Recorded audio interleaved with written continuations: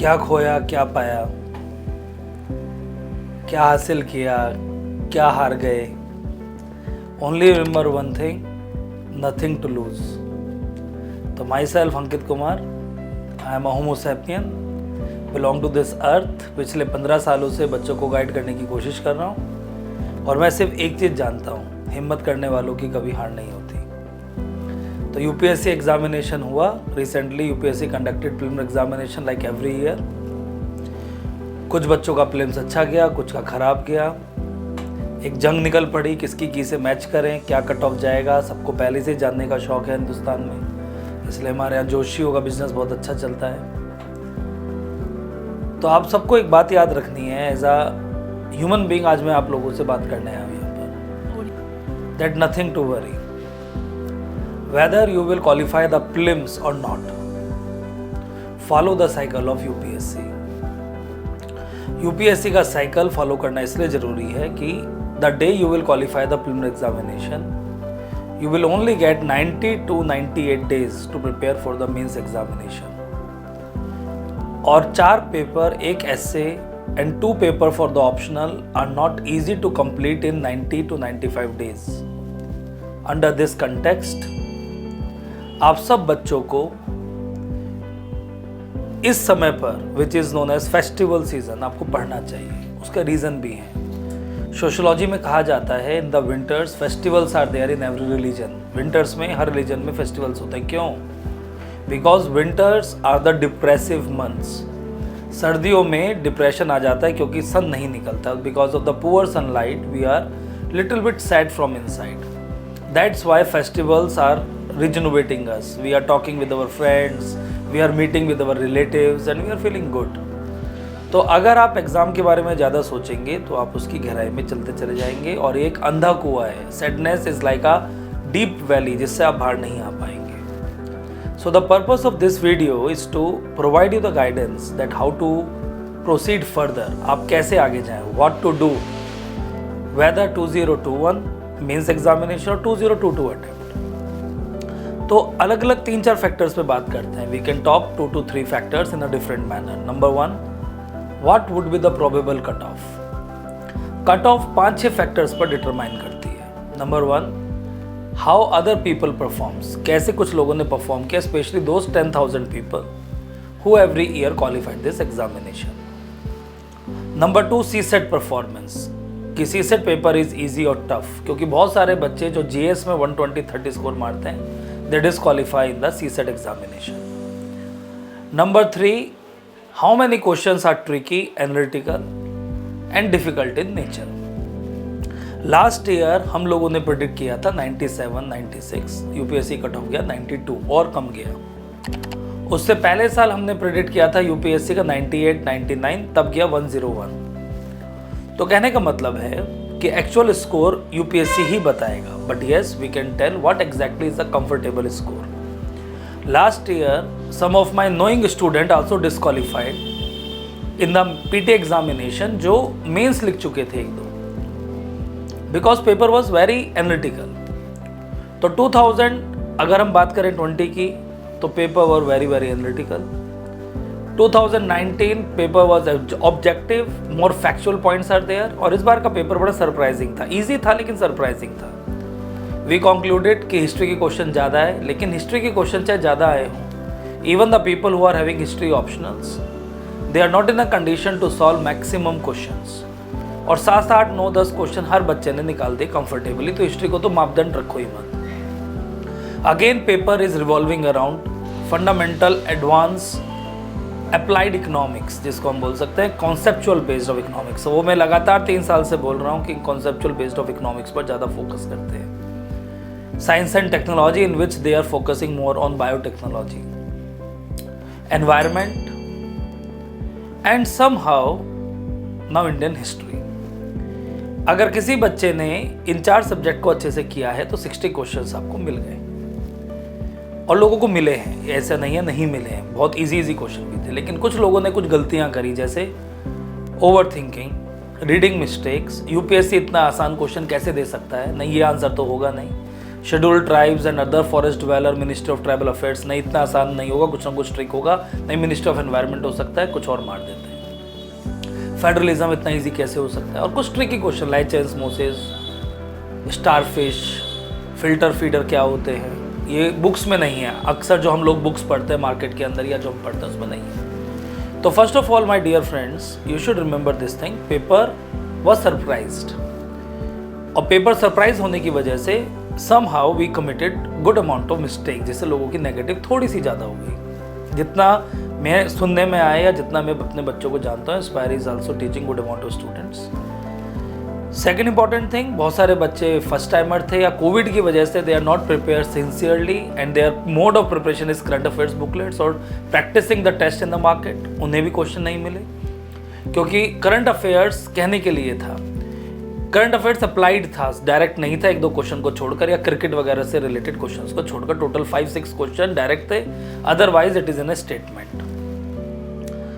Under all this respect, after analysing so many people and their overall part, according to me, any person who is having the score above 95 marks, general category, they are highly secure।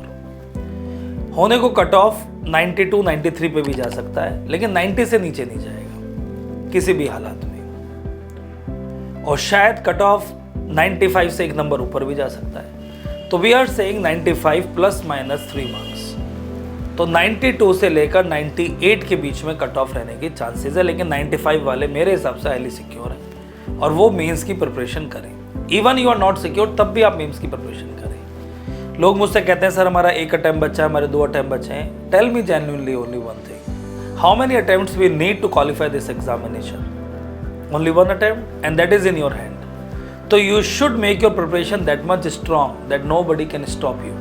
आप अपनी preparation इतनी अच्छी कीजिए, इतनी strong कीजिए कि when ever you will qualify the prelims examination, आप mains में ना रुके। और दुनिया से डिमोरलाइज यार मत हो, लोग तो डिमोरलाइज करने के लिए ही पैदा हुए हैं।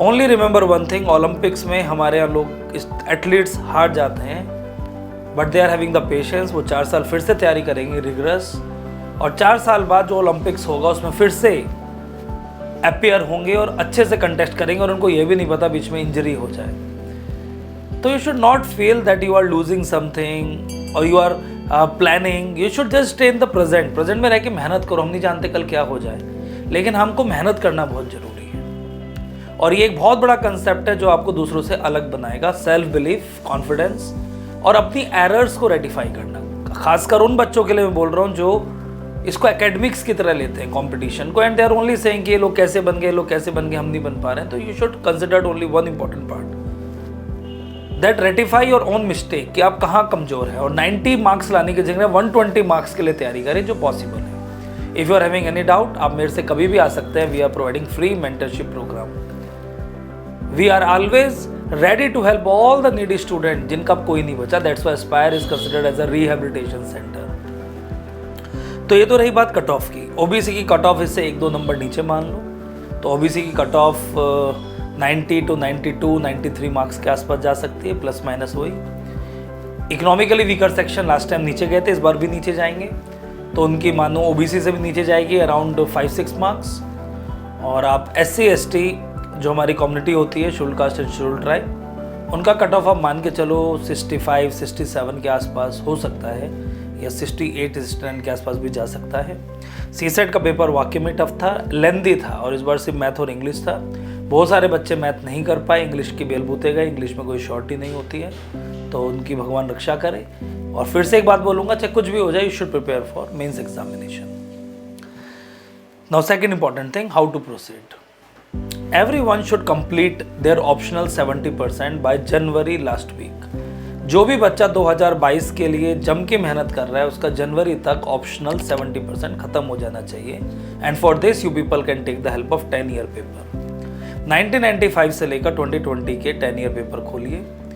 Paper 1 section A, section B, आप देखेंगे so many questions are repeated in nature. तो सारा पेपर आपका 60% सिलेबस से ही क्राफ्ट होता है, उसको अच्छे से कीजिए।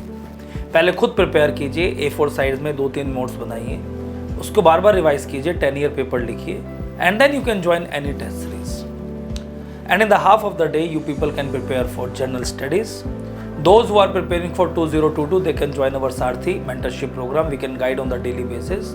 If you are not the part of the Sarthi mentorship program, then you people can start with economics or fundamental geography, because in paper 1 in the mains, they are asking around 120 marks of the geography itself.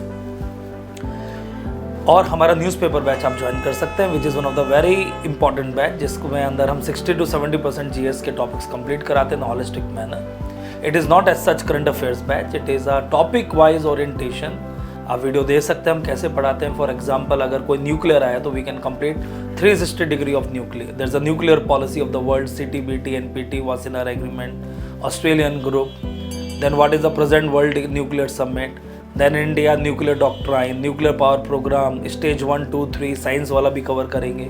Then IAEA, Iran nuclear issue. Then वानो, world nuclear association. समझ गए होंगे आप कि जब कोई experience आदमी बोलता है कि what exactly is a thing about that experience. Okay, तो हर बच्चे को जनवरी लास्ट वीक तक अपना 70% ऑप्शन खत्म करना है.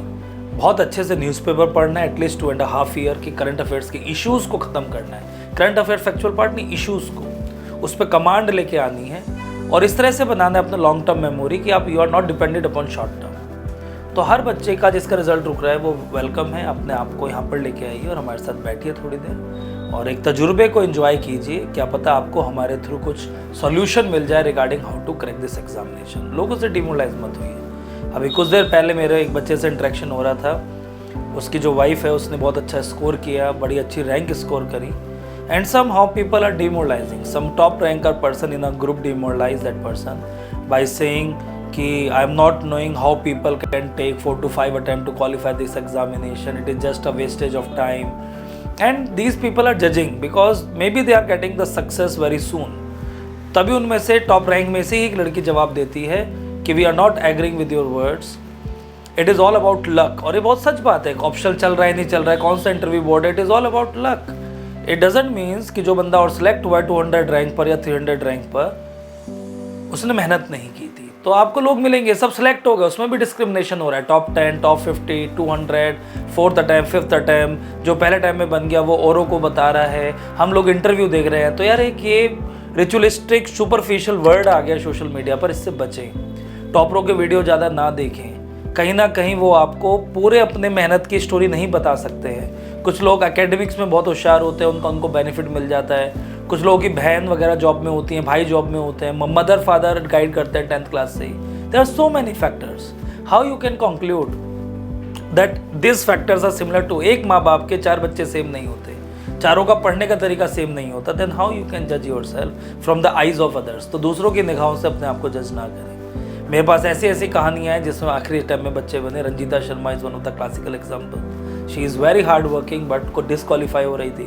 लास्ट अटैम्प्ट में she won and she become IPS. और इसी साल उसको द बेस्ट वुमेन कैडेट, पहली बार इंडिया के इतिहास में the first best women cadet in the form of Ranjita Sharma, उसको मेडल मिला. क्या वो आज से 3 साल पहले दुखी रहती थी कि उसका PT नहीं निकल रहा है, और क्या वो आज बेस्ट कैडेट बन गई.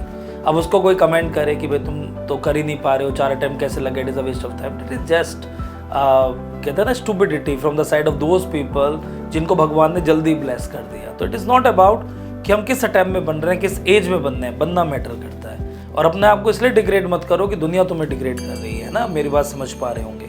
और वो लोग भी जिनका PT नहीं निकला है तो वही जो सिलेक्ट हो गए. अब सोचो जो सिलेक्ट नहीं हो रहे, स्ट्रगल कर रहे हैं, क्या वो बुद्धि हो गए? नहीं, it is just a matter of chance. तो जब भी ऐसा कुछ फील हो बस एक गाना गा लेना. समय समय की बात है भैया, कभी तुम आगे कभी हम आगे. आज तुम्हारा टाइम है, कल हमारा टाइम जरूर होगा. चांद और चंद्रमा में कोई मैच नहीं होता. सबका अपना टाइम आता है. जब टाइम आता है दोनों ही चमकते हैं. तो इस होप में कि आपको ये वीडियो अच्छा लगा होगा, आपने इससे कुछ प्रेरणा ली होगी. Thank you so much and don't worry about your PT and the cut offs. You should prepare for mains. अगर रिजल्ट अच्छा आता है मेंस दबके दो. एस्पायर आपके साथ खड़ा है, आपकी मदद करेगा. नहीं आता है 2022 के लिए जम के तैयारी करो. जय हिंद, जय भारत, नमस्कार.